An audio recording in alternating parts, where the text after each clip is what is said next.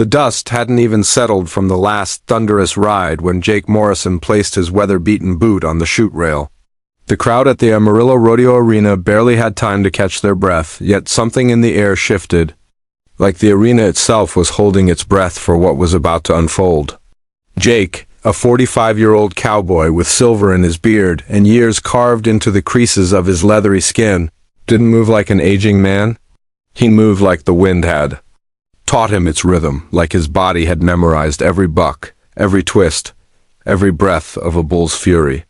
His hands, worn rough, cracked from 3 decades of holding on for dear life, gripped the metal rail with a solemnity that spoke of unfinished business.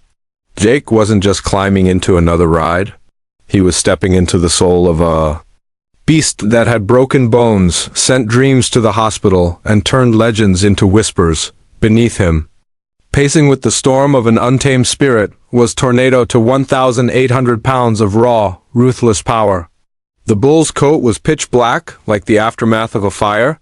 His eyes, small and coal-deep, scanned the crowd like he was counting witnesses for something only he understood. Tornado wasn't just another beast in the arena. He was a myth stitched from broken ribs and crushed hopes, and his name echoed like a warning through the dust-heavy air. This was no coincidence. This was a confrontation written in the language of fate, a man whose body had endured everything but defeat, and a bull whose name whispered terror into the spines of even the toughest cowboys. From the platform above, Jake's longtime friend Tommy Rodriguez called down, his voice half drowned in the growing roar of the arena. "You sure about this, Jake?" he shouted, eyes full of concern. "That bull's got a mean streak wider than the panhandle." Jake didn't look up. He simply tightened his grip on the braided bull rope, not with arrogance, but with reverence. "Been riding bulls since I was 17, Tommy," he replied, his voice low and steady. "Not about to let this one spook me now."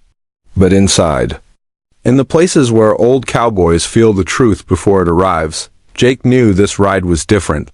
Tornado wasn't just agitated. He was coiled like lightning waiting for the right tree to strike. His muscles twitched with something more than rage. It was as if the bull could feel the weight of destiny pressing down on them both. The crowd, packed shoulder to shoulder in the grandstands, leaned forward as the arena announcer's voice boomed like a preacher delivering prophecy.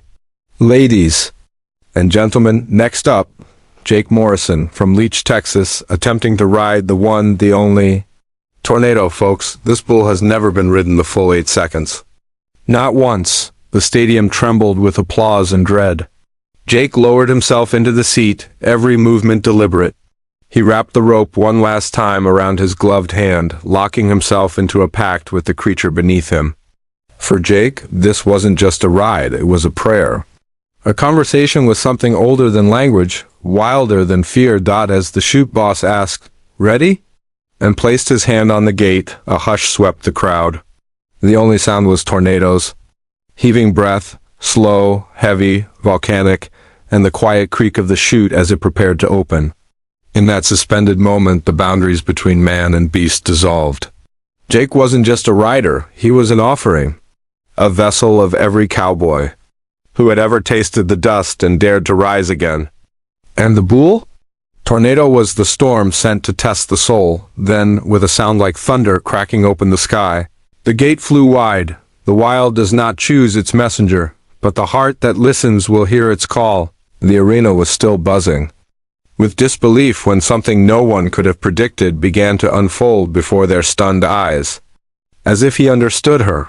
Not just the tone of her voice, but the very weight of her plea. Tornado, the same 1,800-pound bull who had gored Jake Morrison and earned a reputation for merciless aggression, moved closer to the man he had left. Broken in the dirt. The crowd collectively held its breath, anticipating another charge, another moment of chaos. But what happened instead was something so tender, so unthinkable, it melted every barrier between beast and bystander.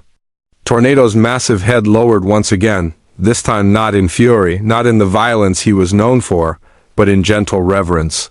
His nose brushed against Jake's shoulder, softly, almost reverently. Then, in a moment that seemed suspended, In time, the bull nuzzled Jake's pale, blood-streaked face. It wasn't just a touch. It wasn't just a nudge. It was an apology, a sacred gesture that shattered every stereotype people held about animals, especially those like Tornado. It was a moment of animal and humanity, as profound as a prayer whispered in a storm. And in that second, even the hardest hearts cracked open. From the rails, Tommy Rodriguez, the man who'd watched Jake ride hundreds of bulls over decades, wiped silent tears from his eyes. He didn't speak loudly. He didn't need to. "I think that bull knows what he did," he said, voice shaking like a hymn, "and I think he's sorry." From that moment forward, everything changed. The focus shifted from fear to rescue. But rescuing Jake proved to be the most unusual emergency operation in the history of Amarillo. The paramedics rushed in with their stretcher, medical bags, and urgent protocol. But Tornado, now standing protectively over Jake like a living monument to guilt and guardianship, refused to leave. Every time they tried to get close, Tornado would snort and paw the ground. He never attacked. He never lunged. But his stance made one thing clear: you won't take him unless I go too. It was a standoff, not of rage, but of raw loyalty. Dr. Sarah Mitchell stood frozen for a moment, taking in the surreal sight: a bloodied cowboy lying unconscious in the dust, and a bull famous for his fury standing guard like a sentry. She weighed the risk in her mind, then made a decision that would baffle every protocol manual in the country. "We're going to transport them together," she declared. A wave of murmurs rippled through the crowd. A plan like this had never been attempted, not in rodeo history, not in trauma response. But it was the only way. A livestock trailer was quickly located and pulled up to the parking lot adjacent to the ambulance. Jake was gently lifted onto the stretcher, his breath shallow and ragged. Tornado, as if understanding the fragility of the moment, walked beside them, not led. Not forced, but willingly. His movements were slow, careful, almost deferential. This bull, once feared like a wildfire, now followed his wounded rider like a shadow of remorse, and the story only deepened from there. When they arrived at the hospital, the staff had already been warned. A trauma patient was en route, accompanied by an 1,800-pound wildcard. A temporary enclosure was built from livestock panels near the loading dock, hastily secured but sturdy enough to hold Tornado if he chose to stay, and he did. The bull stood at the edge of his pen, his eyes fixed on the emergency entrance, unmoving. He ignored the hay, ignored the water. His hunger was for something else, for assurance, for forgiveness. Inside, trauma surgeon Dr. Emily Rodriguez prepared for emergency surgery. Jake's condition was critical: a punctured lung, cracked ribs, internal bleeding. "The patient is stable, but barely," she told the gathered officials, doctors, and press. "We're going to surgery now, but I need to know, what are we doing about the bull?" It was a question no medical board had ever considered. Meanwhile, Tornado remained statuesque, refusing comfort, refusing rest. "I've been a large animal vet for 20 years, said Dr. James Peterson, who had been called to assess the bull's behavior. "And I've never seen anything like this. This animal is showing signs of emotional distress. He's grieving." And the world began to notice. Jake's surgery took 4 excruciating hours. All the while, Tornado didn't move. Not once. As if the bull had become more than a creature, as if he were a living embodiment of penance. Hospital staff began referring to him not by his name, but by a title: Jake's Guardian. Someone even made a sign with those words and hung it on his pen. It was simple: white cardboard, black marker. But it changed everything. The media swarmed in. First local news, then national outlets. Social media exploded with footage of the massive bull waiting, watching, protecting. Millions around the world were captivated. Donations flooded in to cover Jake's medical bills and Tornado's care. But amidst the headlines and hashtags, the most powerful stories were not told by cameras. They were told in whispers, by nurses who paused to talk to the bull, by janitors who left apples near his fence, by children who drove for hours just to glimpse the bull with the human heart. Jake's wife, Maria arrived with swollen eyes and shaking hands when she saw the bull that had nearly killed her husband standing watch like a guardian angel in horns. Her knees buckled. "That's the bull who hurt my husband," she whispered through tears. "But look at him. He's as worried about Jake as I am." And then a miracle. Dr. Rodriguez emerged from surgery, eyes tired but glowing. "The operation went well. We stopped the bleeding, repaired the lung. He's stable, but the next 24 hours are critical." Someone ran to Tornado's pen to relay the news. The bull didn't understand the words, but he understood something. His stance softened, his tail flicked calmly. And for the first time since the accident, Tornado drank water. "It's like he knew," Maria whispered, standing by the fence. "It's like he knew Jake was going to be okay." That night, as Jake lay unconscious in the ICU, machines beeping softly, Tornado remained outside. The parking lot became sacred ground. Nurses brought blankets to sit near the fence. Paramedics, who treated Jake, returned on their break just to watch the bull. It wasn't just loyalty anymore. It was faith, faith in forgiveness, faith in the bond between species, faith that somewhere in the soul of every creature, no matter how wild, there lives the capacity to love. By sunrise, Jake showed signs of improvement. His body was fighting back, his pulse steadier. And outside, Tornado, the beast who once knew only rage, had become a symbol of hope. But the most important chapter was still to come, the moment when Jake Morrison would open his eyes and face the animal who had nearly ended his life, and now refused to live without him. In the silence between pain and healing, even the wildest hearts speak a language deeper than words, the language of redemption. In the weeks that followed Jake's awakening, a quiet transformation swept across Amarillo and far beyond. Tornado, once a feared name whispered along rodeo circuits as a bringer of bruises and broken bones, had become something wholly different, a symbol of redemption. Visitors from neighboring counties, then states, and eventually even countries began to arrive at the makeshift pen that now housed not just a bull, but a story, one of pain, forgiveness, and the unexpected beauty that rises when we allow ourselves to see animals not as threats, but as fellow souls navigating this world in the only way they know how. Children came clutching small gifts, apples with tiny bite marks, bags of carrots still with green tops, and the occasional peppermint candy, the kind Tornado had come to cherish like a sacred ritual. Each offering was received with a tenderness that no one could have imagined from a creature so feared. Tornado would take each treat with slow, careful movements, his massive tongue never snapping, never rushing. His eyes, once wild with defiance, now glowed with something much softer, understanding. A silent recognition that every small act of kindness was building a bridge over the ruins of his past. If this journey, this breathtaking odyssey of forgiveness and friendship, is pulling at your heart, take a moment now to tap the like button. Subscribe to our channel. It's not just support, it's a ripple in a wave of compassion. Because stories like this, they remind us that healing doesn't always come in sterile rooms or perfect words. Sometimes it walks in on hooves and demands we look deeper. And your voice, your share, can carry this message to someone who needs to hear it. One warm afternoon, as the golden sun painted long shadows across the edge of Tornado's enclosure, Jake sat on a bench nearby, the same bench where he'd often contemplated life's cruel ironies and stunning graces. His leg was wrapped in a brace. His ribs still ached. But his eyes held peace, the kind that only visits those who've danced with death and returned holding something sacred. A family approached. A couple with a small girl, no older than 8, her dress catching the breeze like a whisper from the pastures.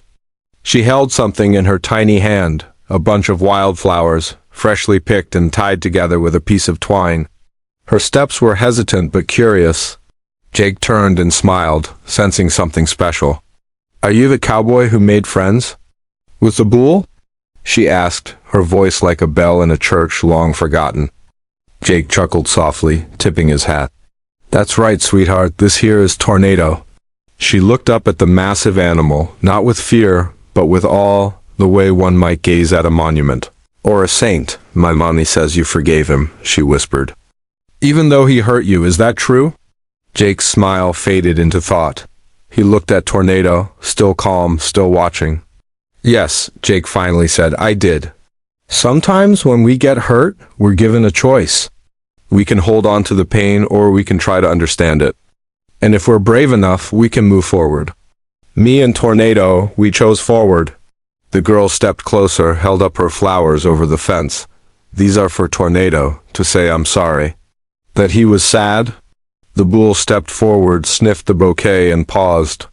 His massive head gently tilted, as if acknowledging her gift, and then, with slow, sacred grace, he closed his eyes for a moment. It wasn't just a child offering flowers to a bull. It was humanity meeting the wild and finding love instead of fear.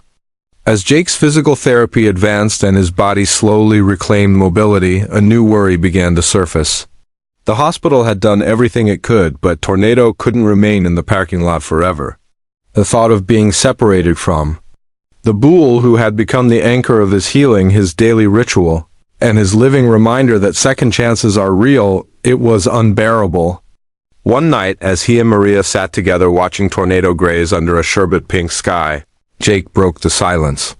I've been thinking, he said quietly, his fingers intertwining with hers. Maybe it's time I retired from bull riding. Maybe it's time I found a new way to ride. Maria turned toward him, surprised but not shocked.